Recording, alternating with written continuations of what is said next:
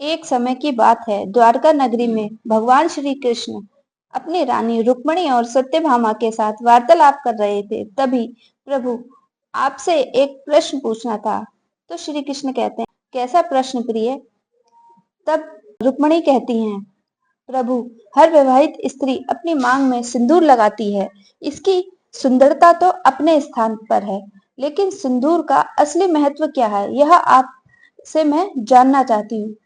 रुक्मिणी, यदि आप यह प्रश्न किसी स्त्री से पूछें तो ज्यादा अच्छा रहेगा। क्यों प्रिय, तुम्हें मेरे ज्ञान पर संदेह है? तो रुक्मिणी कहती हैं, नहीं नहीं प्रभु, ऐसी कोई बात नहीं है, आप तो सर्वज्ञाता है। किंतु, लेकिन क्या प्रिय? किंतु क्या? जिसने भी सिंदूर लगाया लगाया ही नहीं, वह इस प्रेम की गहराई को कैसे बताएंगे? मैं बस यही सोच रही थी। इसलिए यह प्रश्न का उत्तर तो केवल एक स्त्री ही दे सकती है। बस इतना ही मन में विचार आया था। जो प्रतिदिन अपनी मांग में सिंदूर लगाती है उचित है, परंतु परंतु जिसने लगाया वो पुरुष तो समझदार समझ सकता है ना। प्रभु, ऐसा कौन सा पुरुष है जो सिंदूर लगाता है? अच्छा, तो ठीक है, मैं आपको बताता हूँ। श्री राम का भक्त हनुमान। किंतु हनुमान तो बाल ब्रह्मचारी हैं, उनका सिंदूर से कैसा लेना देना? उनका सिंदूर लगाने का मतलब मैं समझ नहीं पाई। ये क्या पहेली है? वही वही मुझे जिसने उन्हें सिंदूर लगाने का विचार दिया। ठीक है प्रभु, यह पहेली मैं ही सुलझा देती हूँ। आप दोनों यह कैसी बातें कर रहे हैं? मैं कुछ समझ नहीं पा रहा हूँ। यह कहानी तब की है जब जब मैं और प्रभु यानी राम और सीता वनवास पूरा करके अयोध्या जा चुके थे।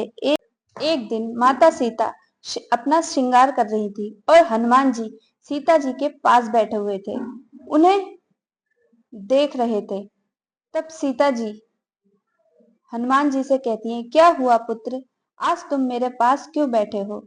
ऐसे तो तुम प्रतिदिन प्रभु के चरणों में ही रहते हो। कोई प्रश्न है क्या? क्या माता? तब हनुमान जी कहते हैं, क्या माता, बहुत बड़ी दुविधा में मैं फंसा हुआ हूँ। संकट मोचन को कैसी दुविधा ने घेर लिया? मैं देखता हूँ कि हर कोई हनुमान जी माता सीता से कहते हैं कि मैं देखता हूँ हर कोई श्री राम को प्रसन्न करने के लिए भेंट देता है, लेकिन मैं उन्हें ऐसा कौन सी भेंट दूं जिससे वह प्रसन्न हो जाएं? प्रभु श्री राम को सबसे अधिक क्या प्रिय है? माता सीता कहती हैं, पुत्र, प्रभु श्री राम को तो किसी भी वस्तु से मोह नहीं है, लेकिन संसार में सब कुछ उनके लिए इस संसार में सब कुछ समान है, इसलिए वह प्रत्येक वस्तु से प्रसन्न रहते हैं। अच्छा, हनुमान जी कहते हैं, अच्छा। तो माता सीता कहती हैं, आप यह सिंदूर क्यों हनुमान जी कहते हैं, आप यह सिंदूर क्यों लगाती हैं? तो माता सीता कहती हैं, यह तो सुहाग की निशानी है और इसे लगाने से प्रभु श्री राम प्रसन्न होते हैं। यह सिंदूर अपने प्रभु श्री राम की लंबी आयु की कामना के लिए मैं लगाती हूँ। इसे लगाने से आपके प्रभु श्री राम यानी कि मेरे पति की आयु लंबी होगी, यानी कि वह चौमुखी चुटकी भर सिंदूर से प्रभु प्रसन्न हो जाएंगे और उनकी आयु लंबी होगी। यह सब सुनकर हनुमान जी वहां से चले जाते हैं और कुछ देर बाद अपने पूरे शरीर पर सिंदूर लगा लेते हैं। तब माता सीता उनके सामने आती हैं, कहती हैं, पुत्र, यह तुमने क्या किया? तब हनुमान जी कहते हैं, माता सीता, मैंने भी अपने प्रभु श्री राम की लंबी आयु के लिए पूरे शरीर पर सिंदूर लगा लिया। अब उन पर कोई संकट नहीं आएगा। पुत्र हनुमान, तुम कितने भोले हो। माता, अब तो प्रभु श्री राम मुझसे प्रसन्न हो जाएंगे ना? अवश्य माता। सीता की आज्ञा पाकर हनुमान जी उसी भेष में श्री राम की सभा में पहुंच जाते हैं। दरबार में श्री राम जी बैठे हुए थे। तभी वहां पर श्री राम की जय जयकार करते हुए हनुमान जी पहुंचे। हनुमान जी के इस वेश को देखकर वहां पे उपस्थित लोग सब उन्हें देखकर हंसने लगे। उनमें से एक व्यक्ति बोलता है, हनुमान जी ये क्या करके आए हैं? अपने शरीर पर पूरी गुलाल की बोरी ही उड़द ली है क्या? नहीं। तो हनुमान जी कहते हैं, नहीं, यह मैंने अपने प्रभु के लिए लगाया है। प्रभु के लिए? क्या कह रहे हो? प्रभु के लिए? प्रभु के लिए आखिर तुम सिंदूर का क्या लेना देना? हनुमान जी ने गुलाल की बोरी ही उलट ली है, लगता है अपने ऊपर। इसीलिए सब हंसते हैं। और अब हनुमान जी कोई कहानी बना रहे हैं। क्यों हनुमान जी, मैं सत्य बोल रहा हूं ना? नहीं हनुमान जी, तुमने कैसा रूप धारण किया है? हे प्रभु, यह रूप मैंने, श्री राम जी हनुमान जी से कहते हैं कि आपने यह कैसा रूप धारण किया है? तब तब हनुमान जी राम जी से कहते हैं, आज मैं माता सीता के पास बैठा था और वह अपनी मांग में चुटकी भर सिंदूर लगा रही थी। तब मैंने उस सिंदूर लगाने का महत्व उनसे पूछा।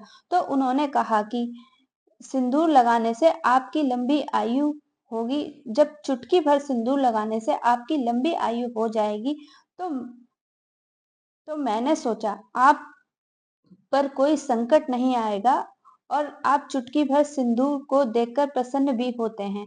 तो मैंने विचार किया कि चुटकी भर सिंदूर से आपकी आयु अगर बढ़ सकती है, तो मैंने अपने लिए पूरे शरीर पर सिंदूर लगा लिया। इससे आप चिरंजीवी हो जाएंगे और मुझे देखकर आप प्रसन्न होंगे। यह मुझ पर अपने राम जी ने जब उनकी यह बात सुनी तो उनको हनुमान जी को अपने हृदय से लगा लिया। हनुमान जी यह क्या भक्ति भाव और भोलापन देख देख श्री राम अपने आंसुओं को रोक नहीं पाते और वहां आकर हनुमान जी को अपने हृदय से लगा लेते हैं। और यह देखकर सभा में बैठे सभी लोग आश्चर्यचकित रह जाते हैं। प्रभु राम, आपको कोई भी संकट नहीं छू सकता तुम्हारे होते हुए।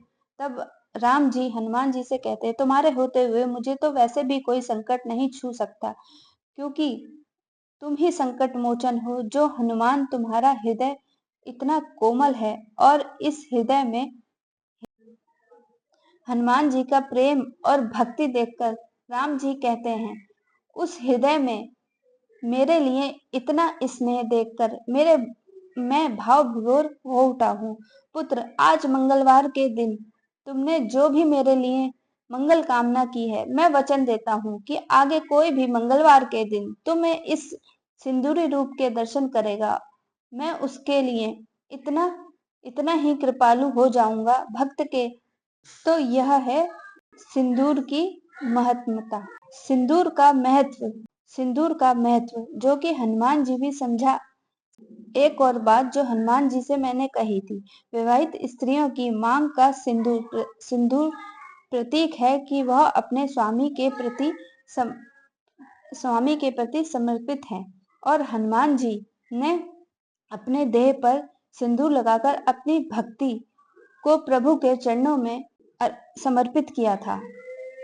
उम्मीद करती हूँ कि आपको यह हनुमान जी की भक्ति की कहानी जरूर पसंद आई होगी। अगर आपको जरा भी हमारी यह कहानी पसंद आई है तो आपसे एक छोटी सी गुजारिश है, हमारे चैनल को जरूर सब्सक्राइब करें। आपका सब्सक्रिप्शन हमें एक सुंदर कहानी और भावनाओं से जुड़ी बातें लाने की ताकत देता है। और एक प्यारा सा कमेंट जरूर करिएगा, आपके कमेंट हमारे लिए बहुत जरूरी होते हैं। हम मिलजुल कर इस आध्यात्मिक और सांस्कृतिक यात्रा में आगे बढ़ेंगे। धन्यवाद। आपसे फिर मुलाकात होगी एक नई भावना, एक नई कहानी के साथ। जय श्री राम।